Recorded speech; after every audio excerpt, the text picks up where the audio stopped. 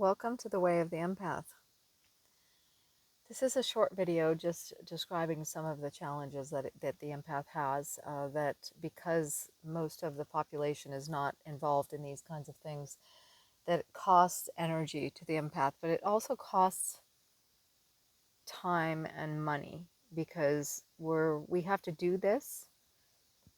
As empaths, we have to do it anyway, even if we don't get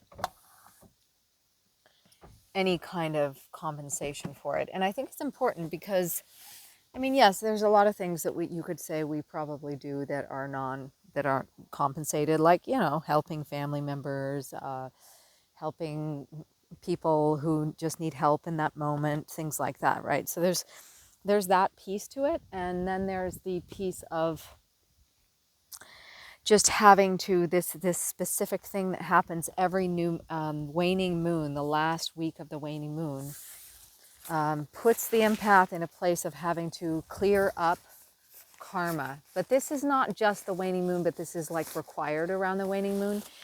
And as we become more developed as an empath, we actually do it like all the time. We transmute the negative energy of others, the negative emotions. And the reason we do it isn't something where there's this conscious effort of like, I am going to transmute this energy.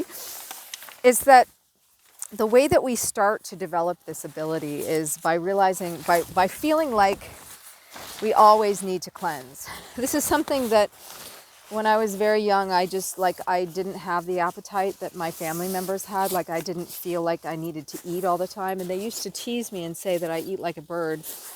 And I just realized it was because over time, as I developed and healed myself, I realized that I was actually processing their negative emotional energy.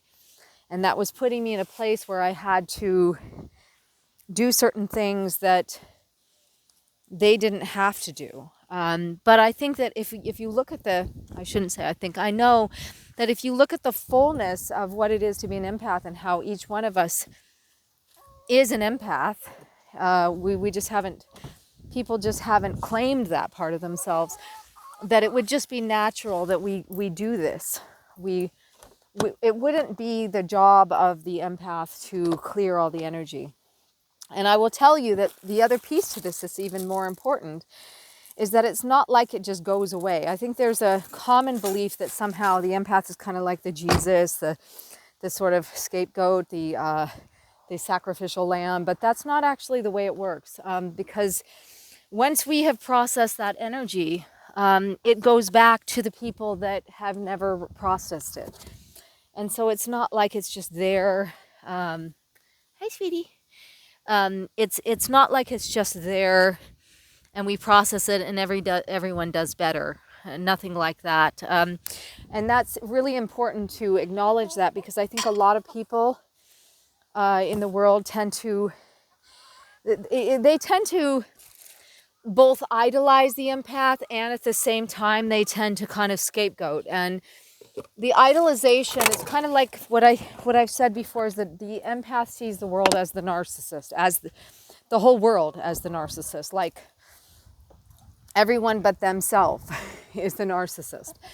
And that's not that's not untruthful. That's not a bad assessment, because the way that the public treats the empath is like a sort of love bombing, devaluation. There's this whole process and this discard, because the empath is then scapegoated and discarded. And so the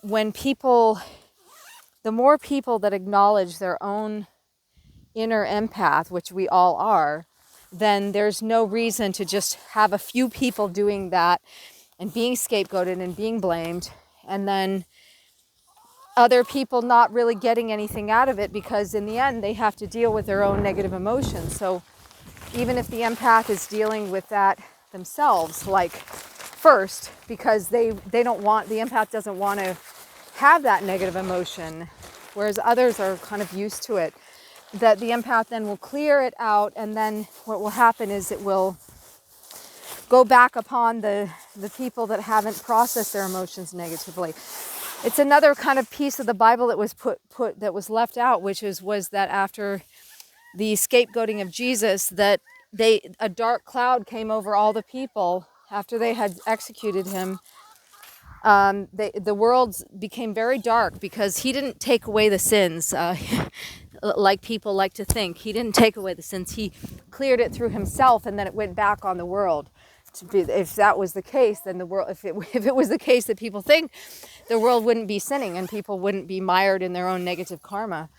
They wouldn't still be doing bad things against God, against nature, against their own bodies. They wouldn't be lying, they wouldn't be stealing, they wouldn't be doing all of the 7 deadly sins. So it's not like he just died for the sins, because if that was the case, there wouldn't be any sins left. And I think that's really important to acknowledge that to my viewers here, or I should say my listeners.